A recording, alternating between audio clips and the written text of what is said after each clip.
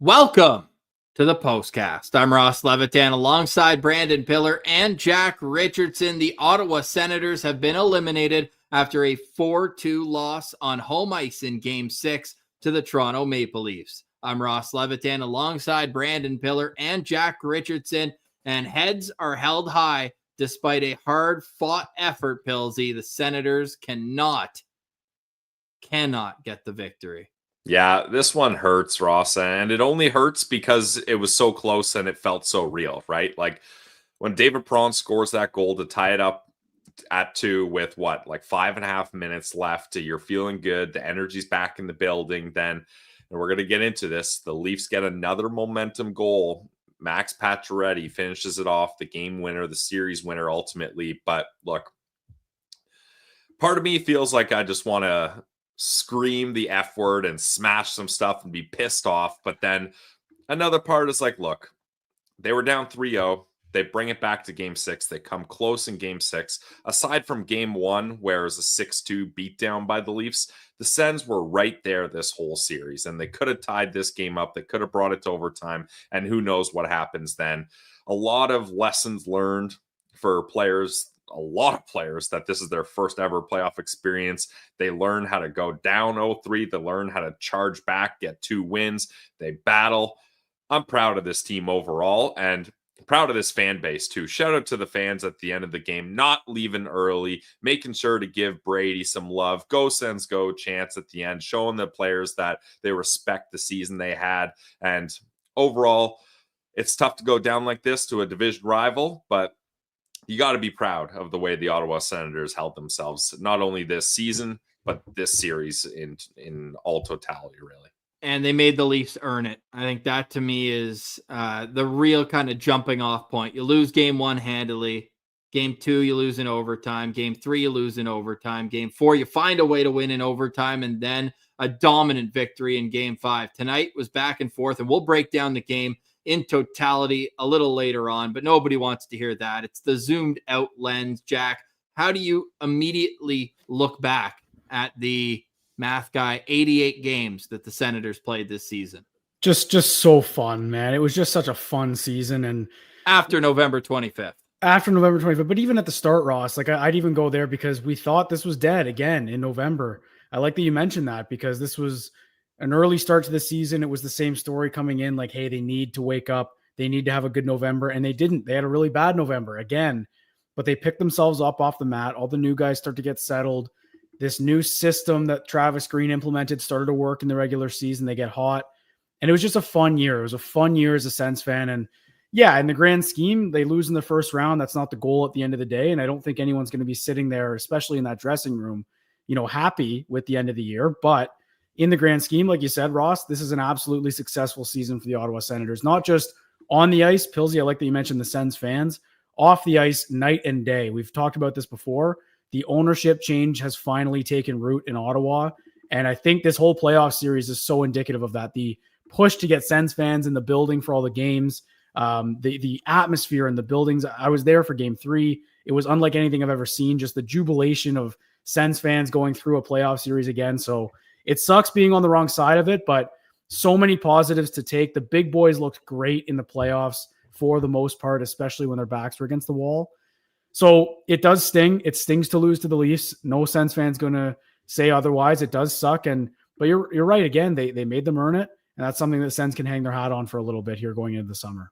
And it had to be Max Pacioretty to score the series clinching goal. The more things change, the more they stay the same. The last time the Senators fell behind 3-0 in a playoff series, might have been Pittsburgh. And no, that would have been 2013. Yeah, the last time the Sens fell behind 3-0 in a series and fought back to make it a Game 6 was 2015, exactly 10 years ago against the Montreal Canadiens. And Max Pacioretty had the game winner in Game 6 of that series against another rival. It's wild to think about like that, but the fight back in this game is kind of what's going to be the lingering thought from me throughout the offseason. They were awful on the power play. They were given a power play with less than 10 minutes left. It was horrible.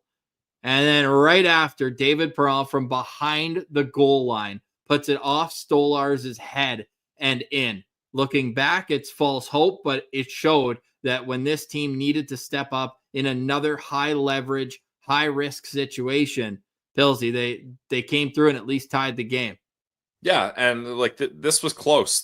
Even when they were down 2-0, I didn't feel like this was incredibly out of reach, or the Sens didn't have an opportunity. The Vets, they were able to play in this one. David Perron coming in clutch. They're getting offense from their defenseman, Thomas Chabot, leading directly to 2 of those goals. I believe he had 2 assists in this one. So, yeah, he did. They were able to find different ways to create offense and different ways to get things going. And I like how this team presented itself in this game. Obviously, would have been nice to get that lead, and would have been nice not to let those momentum goals slip away. But overall, it's, like they were there. I'm going to play the audio a bit later on in the show from Brady Tkachuk speaking to the media right now, but quotes are starting to come out on social media. Says the tough pill to swallow right now. We didn't get the job done, but we're going to take these lessons and be that much better because of it. Look, again, we'll get into the game more a bit later. I just wanted to mention the tying goal is more of a team thing that they're showing the overtime in game 4 against elimination. And then this one where the game 5, right? Like the Leafs didn't score. So you didn't have that adversity within the game of trying to claw your way back. So I think it's pretty impressive there. But look, if you lose in 4, sweep, then you could start hearing some noise in the summer. What went wrong? The way they battled back, like there's no way we're getting Brady Tkachuk rumors this summer. That'll be a relief.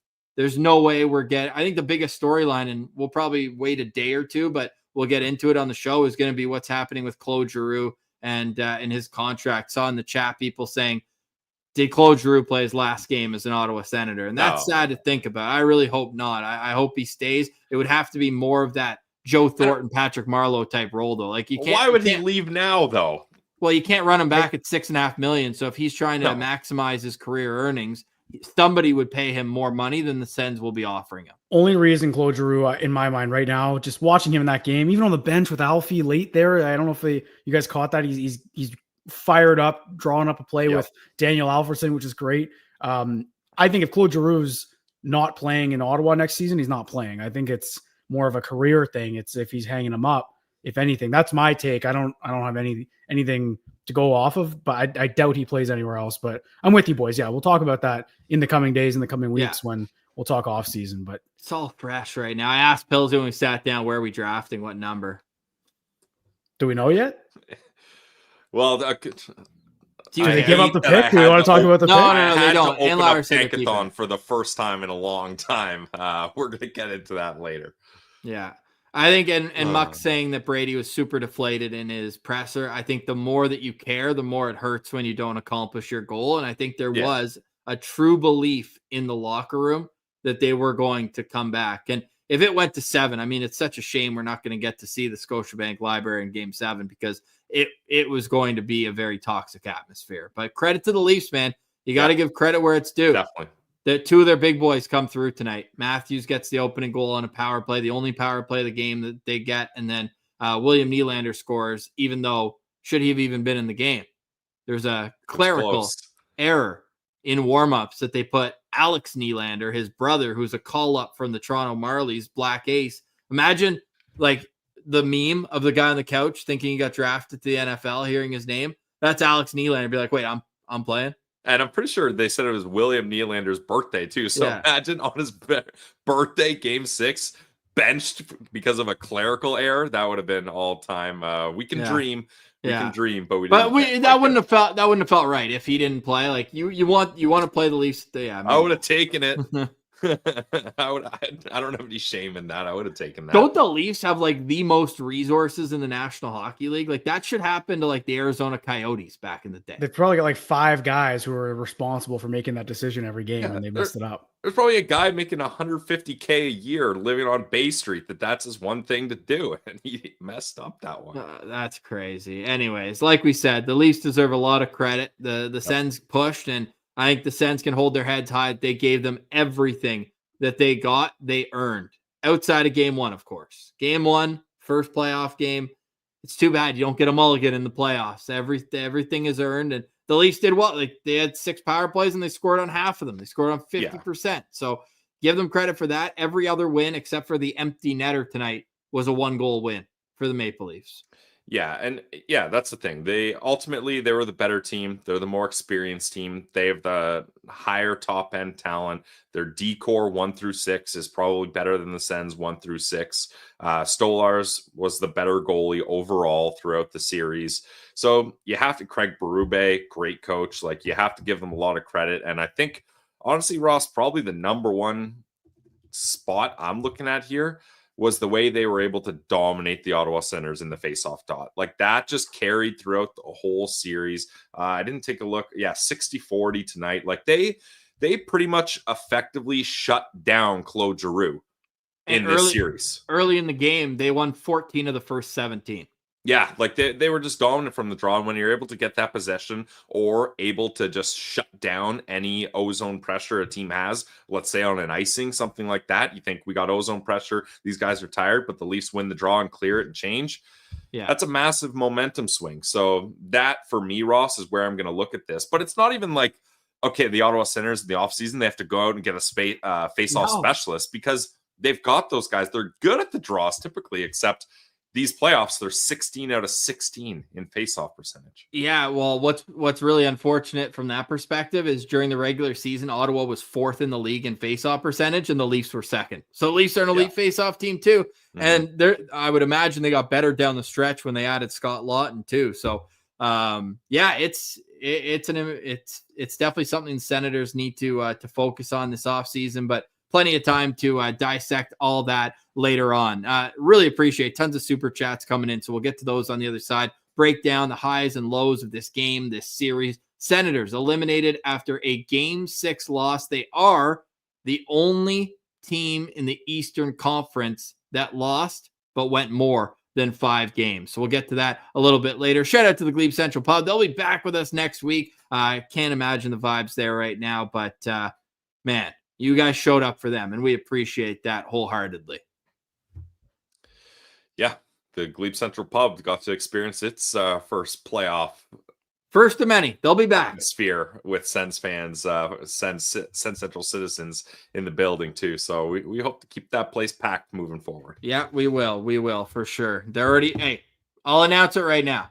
Glebe Central Pub is back next year. The Postcast is not going anywhere. So we love that. We love how much the fan base has kind of grown to love the Postcast. And boys, tonight is our 300th career Postcast on the dot. So it's back next year, and that's thanks to the Glebe Central Pub. You're listening to Locked On Senators, your team every day. Today's episode is brought to you by our friends over at Monarch Money. You ever check your bank account and wonder, where did all my money go? Between dining out, online shopping, buying NHL Stanley Cup playoff tickets, it's easy to lose track, but that's where Monarch Money comes in, your personal CFO, giving you full visibility and control over your finances. Monarch Money isn't just a budgeting app. It's a complete financial command center. You can track all your accounts, investments, and spending in one place. So stop just managing your money and start building your wealth. Instead of juggling multiple apps, you can use Monarch to check your finances, track your spending, and even plan long-term goals. Managing money with your partner is smoother than ever. You can track shared and personal accounts, set goals, and stay on the same page without all that stress. So take control of your finances with Monarch Money. Use code LOCKEDONNHL at monarchmoney.com for 50% off your first year. That's monarchmoney.com, code LOCKEDONNHL for half off your first year. Welcome back to the Postcast. I'm Ross Levitan alongside Brandon Piller and Jack Richardson, and the Senators fall tonight. 4-2 was the final score in this one. The Toronto Maple Leafs will advance and take on the Florida Panthers in round 2. And there's no doubt we know who we're cheering. Actually, let's ask the question just for fun, because there is a thought process where if you lose to a team that then goes far in the playoffs, it almost feels better. Yeah, that's what I thought. Miss me with that. Florida and 4, right? Not when it's a division rival, not when it's the Battle of Ontario, not when it's a team that's now beaten you 5 straight times in the playoffs. I'm not looking at another team's success to try to prop up my own failures.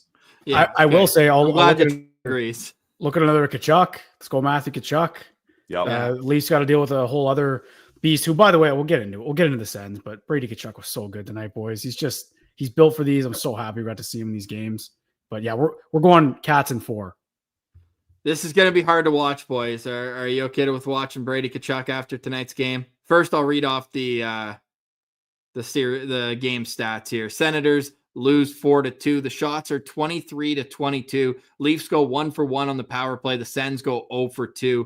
Toronto wins 60% of the faceoffs. They outblock Ottawa 16-11. Senators out-hit the Leafs 56-43, and they get 53% of the expected goals at 5-on-5. Courtesy of the Ottawa Senators YouTube page, here is Sens captain Brady Tkachuk.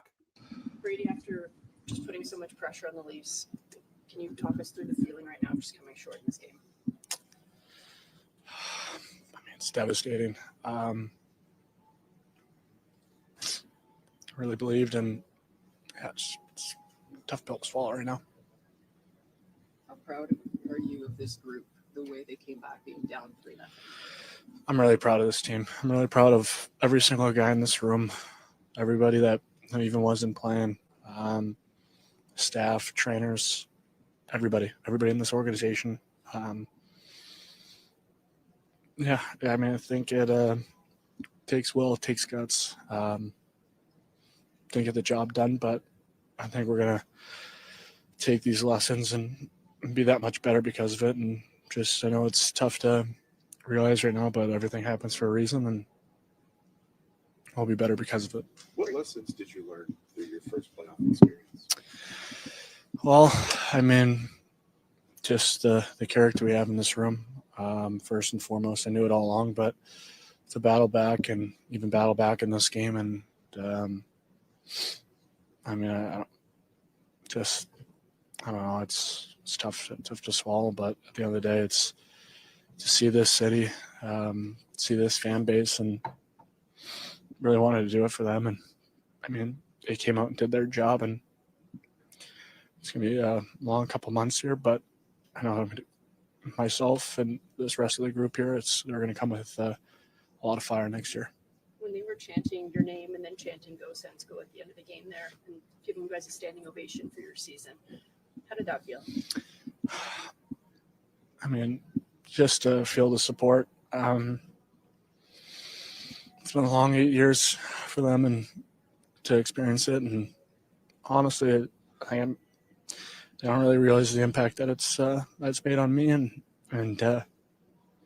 this team, and just really wanted to do it for them. And they were absolutely amazing. And I know it sucks right now, but I really can't wait for what the future holds. How much pressure did you sense on yourself in this group entering this game sense? Honestly, we were playing with house money, and just knew what was the reality of you lose, you go home, and we're going to battle and give absolutely everything that we had, and we did that, and just unfortunately wasn't good enough. Brady, I know you've had some other tough losses this season. I think about the Four Nations. Why is this one different? Just really believed that we could win, and just, I mean, I think it's just like the fans and the amount of energy that they had, and I wanted to keep feeling that, keep having that energy, that atmosphere, and do it for them. Know how big this series was for everybody, and not just our team, but for this whole city, and just disappointed that couldn't get the job done. Does it sting a little too, knowing that if you got through this series, you get to play your brother in the next round? Yeah, I mean, down the road that'll probably happen. So everything happens for a reason. So for the reasons we don't know, that wasn't meant to happen this year, but it could happen next year. All right, we'll leave it at that for Brady Tkachuk. For the entirety of it, go check out the Ottawa Senators YouTube page. Obviously, that is a difficult thing to hear, but if you're a fan of the team, I mean, you want your players to care as much as you do at home, and nobody cares more than Brady Tkachuk. I mean, Pillsy, what was your emotions like watching Brady get through that media availability?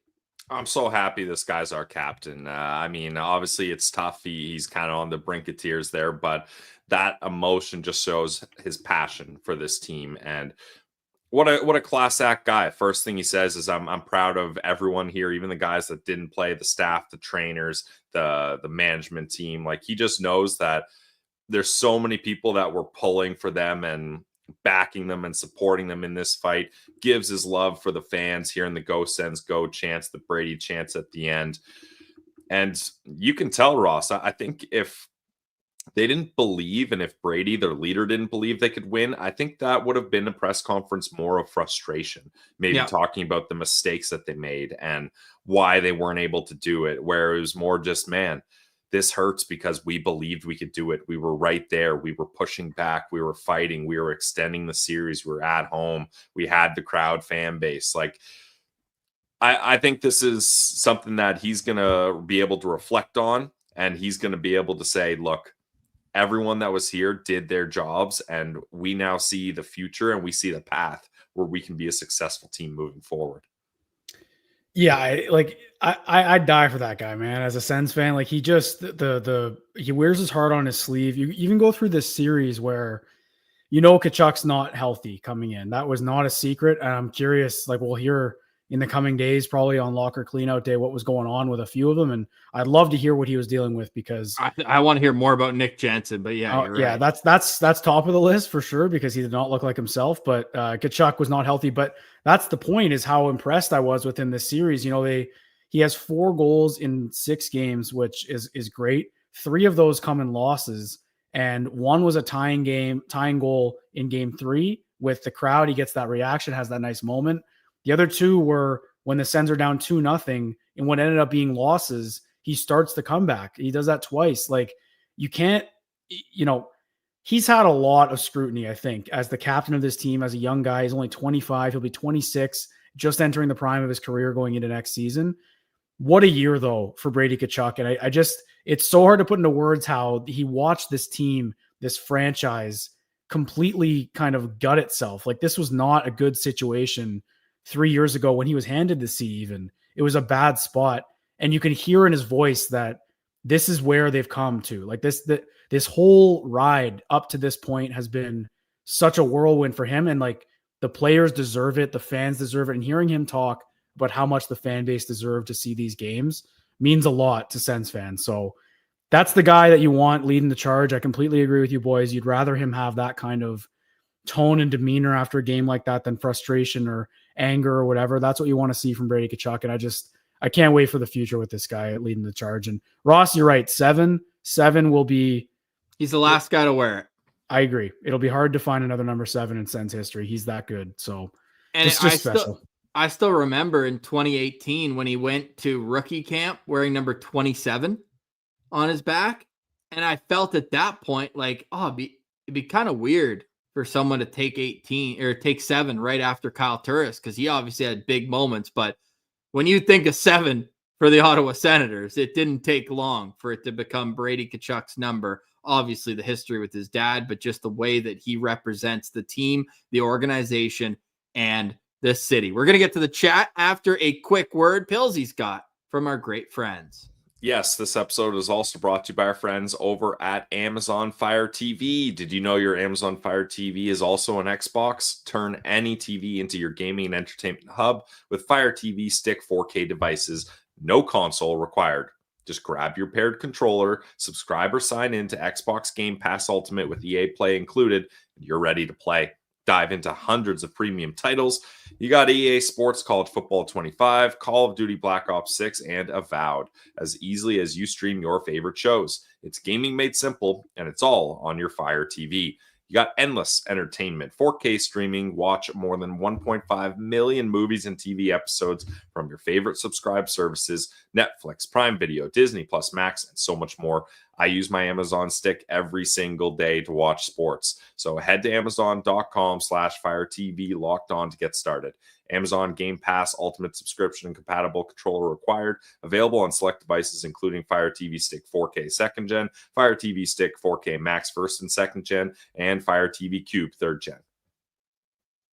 Welcome back to the Postcast. I'm Ross Levitan alongside Brandon Piller and Jack Richardson for our 300th career Postcast, and it will be back thanks to our friends at the Glebe Central Pub down at 779 Bank Street. It will also be back because the fans support the citizens, the everydayers, making us your first listen.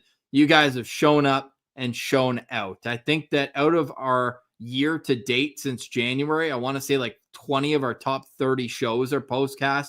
You guys clearly love it, and we love bringing it after each and every game. Adam Rogers, you've been here all season, buddy. Really appreciate that. Says he's happy, experience, emotion, and playoff hockey. Already looking forward to the start of next season. And Adam, do I have a tab open that says how many days until October 10th? I figure it'll be around then.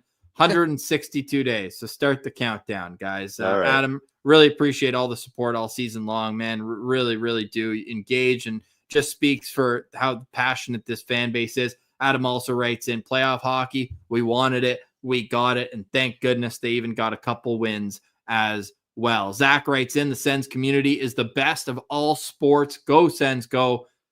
They ride with their team. I mean, just look at the difference. I mean, different situations, of course, but the Leafs got booed off their home ice, up 3-2 in a series. Senders get eliminated in a devastating fashion after tying it up late in the third period. And it's go Sens, go chance. It's Brady chance.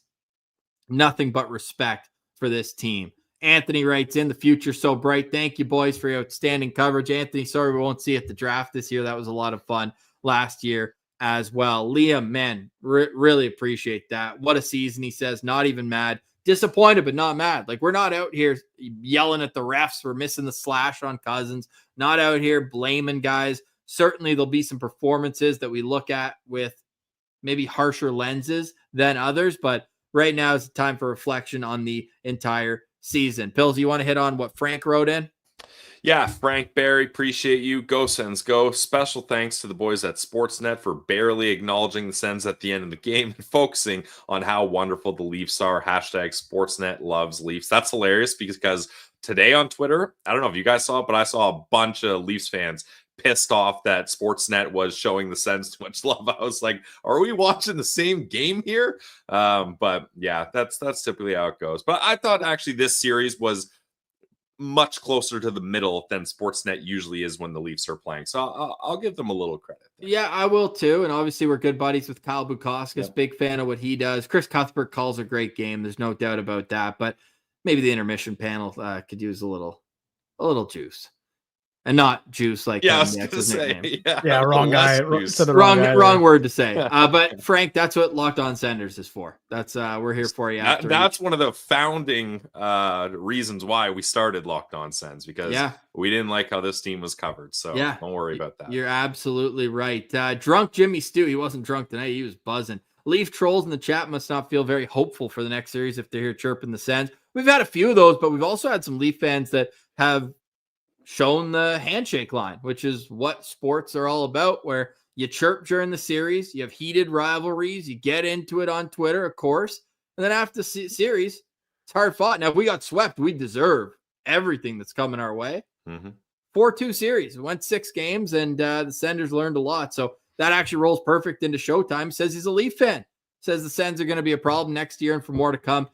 Batherson and Cousins had a rough series. They certainly did at times. There's no doubt about that. Something we'll be getting into plenty over the next weeks. Glenn's rep writes in, thanks to season boys. Looking forward to off-season shenanigans, draft coverage, of course. And Senders have a few interesting contracts that need to be signed. And how can they elevate themselves going into next season so that it's not the wild card we're worried about, so that we can actually sort the standings page by division for a lot longer. That's going to be something that has a lot of kind of meat to chew on throughout the summer. At the 7-minute mark of periods, the crowd should chant Brady a la Alfie. Solid season, lads. Thanks for everything. Jack, what do you think of that?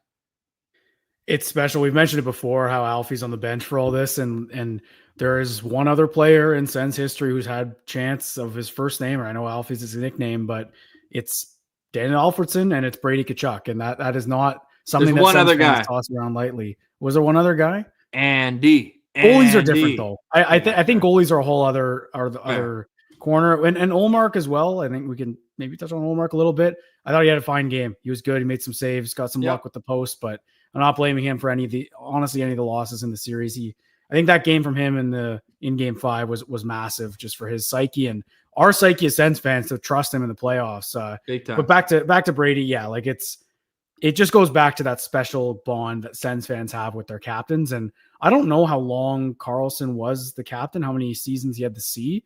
I would imagine Tkachuk is either past that or now Got He to be got close. He got it. 2015 was his first year. 4 years.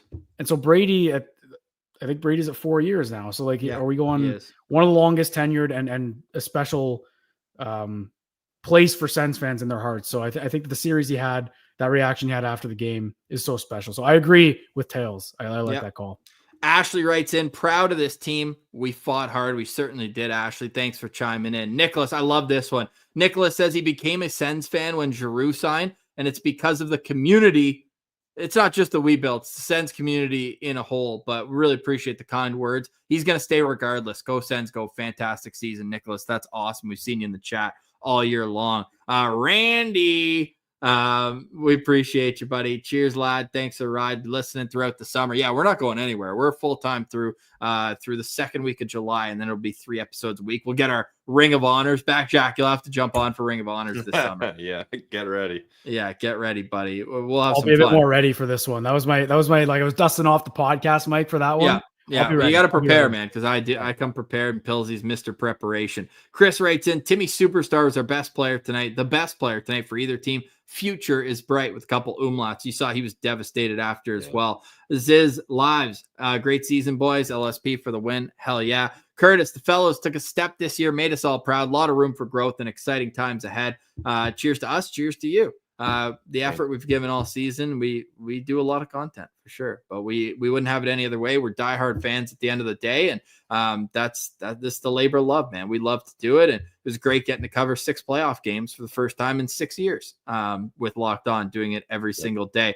Burn Salad, thank you, Brady, thank you to all Sens fans. Well said there, Burn Salad. And Jacoby writes in, proud of the boys. That's clearly the theme throughout all these. They could have rolled over and died in November like they had so many seasons ago.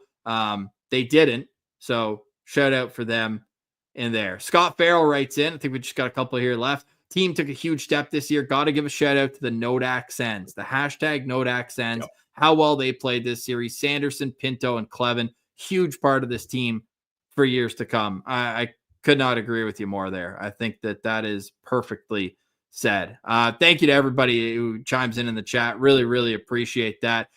Jack, you want to talk about Linus Ullmark? Sure, boys. I mean, like, the guy who was the key getting them here had a bit of a rocky series, I think. Just not even his play, but just it felt like it took him a while to kind of get the reins going. I honestly want to ask you guys more than myself. I'm just curious how you feel about Linus Ullmark's game over the 6 games, because it wasn't his best. Game 5 obviously was outstanding, but even tonight, I felt a little bit like he was just kind of searching for the puck, a couple off the post. He wasn't tracking it quite as well. Just stuff like that. I know that, going into next season, the focus is going to be on who the backup is. Forsberg's contract is up. I don't expect they'll sign him again. There's going to be a discussion about Levi Miralainen, whether he comes in. I know you guys will get into it in the offseason. I don't want to steal all your offseason content here. Clearly, we're not now that the playoffs are over. There's no shortage of things to talk about for you guys. But I'm just curious, because I think he's obviously the guy going forward. He proved it time and time again. But I'm just kind of curious how you felt about his game in the series, because Pilsy, you mentioned it earlier. Stolars did outplay him for the most part in this series. That is a factor in why the Sens were not able to break through. Anthony Stolars was the better goalie over 6 games. So what did you guys think from number 35 in his first playoff series as a true starter with no backup taking over? Yeah, I'm going to send this over to Pilsy, but just saying, like, the Leafs have been one of the lowest shooting, highest finishing teams in the league all year. So I think looking at save percentage is a little bit shallow for this conversation, but certainly the way he looked can be discussed. Pills, do you agree with that? That is why I didn't bring up save. I don't want to look at the numbers, because I completely agree, Ross. I just think look-wise, that's I like that. Yeah, that's what I want to go off of. I think, unfortunately, this is probably the Linus Ullmark we were expecting in the playoffs, because this has been his narrative in the playoffs, is subpar mid 800s goaltending, and that's what we got with him. I haven't seen the updated numbers, but before the game, he was 280 goals against and an 883 save percentage, and then combine that with allowing 3 goals in today's game and 864 save I got percentage. him. 880 save percentage, 2.84 goals against. Yeah, so I mean, that's kind of where we expected him to be, and even that goals against average is probably better than what That's his best goals against average per season in his playoff career. Exactly. And I mean, look, 284 is not great, but under third out goals. Of 4. I mean, he only played 6 games in a series once, and he had an 896 save percentage. So yeah, I mean, but again, the numbers don't matter. That's when Swayman took the net from him. That was that series Game against 7, Florida, yeah. right? And so I think, Pilsy, you've mentioned it a lot. I think it was important that he didn't have a guy behind him in the sense that it was his net. And I think we saw that in game 4 and 5. This is yours to figure out. And he did. He was great in those 2 games. I think he had a 950 over those 2 games. But it's just interesting. The Sens weren't able to win a game where Ullmark maybe didn't have his best. I know he kept the minute tonight, did the same in game 2, I think, in game 3 as well. But just they weren't able to find that win where Ullmark didn't look like a great goalie. So that's something to consider going forward because we know that Levy's coming. I don't know if he'll be on the backup bench right away next season, but that kid showed something in those games he played. So there's not that comfort for Ullmark maybe necessarily where it's his net no matter what next season. He's going to have a little bit of competition going into training camp. Yeah, he'll have to earn it. But there were stretches this year. Like he's why they made the playoffs at the end of the day. So I'm definitely not hanging this series on Ullmark by any means. They fought hard, man. They gave it their best, and it'll be better for them in the long term as much as it stings right now. A couple more here. Robert says the CTC was proud and roaring chants. They were singing Mr. Brightside during the play. It was an awesome environment, and I know you boys got to go to a game, Pilsy too. Like, I wish I could have, man. Next season, we'll make it happen for sure. Spiegler, 10% frustration, 90% appreciation. I love the captain, the team, the city, and us. Appreciate that. Let's keep her going and keep her going. Miguel says, Tkachuk holding his tears had me big time. Love him. We'll have plenty of time to love on Brady Tkachuk and a lot of other great performances throughout the summer. Again, we will have an episode tomorrow and Monday through Friday, 5 days a week. The Locked On Senators will be all the way through the NHL draft. We love the draft. That's been a hobby of ours for a long time. So we'll get our draft rankings. Senators did announce already, and Lauer said they're keeping the pick. So Ottawa will have a first-round pick. They had a 7th overall pick who watched the Senators win a couple of games here. Like, how excited is Carter Yakimchuk to come into camp and earn a spot on the right side of this defense? I think there's storylines galore for the offseason. It's just a shame that this season that they finally make it back to the playoffs for the first time in 8 years is over. Pillsy, any final thoughts, whether it's on the game or on the series? Yeah, I'll touch on the series. I think the Senators were underdogs coming into this series, but I think everybody expected that this was going to be a battle. I think a lot of people were shocked when they went down 3-0. And then a lot of people were shocked when they stormed back and forced a game 6 and got very close to winning this one, or at least pushing this to overtime. I'll say that. And they battled hard.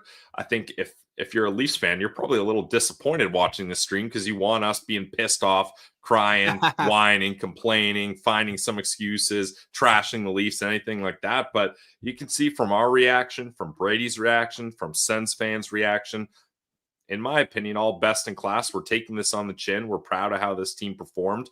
Good sports town, sticking around at the arena, supporting our guys.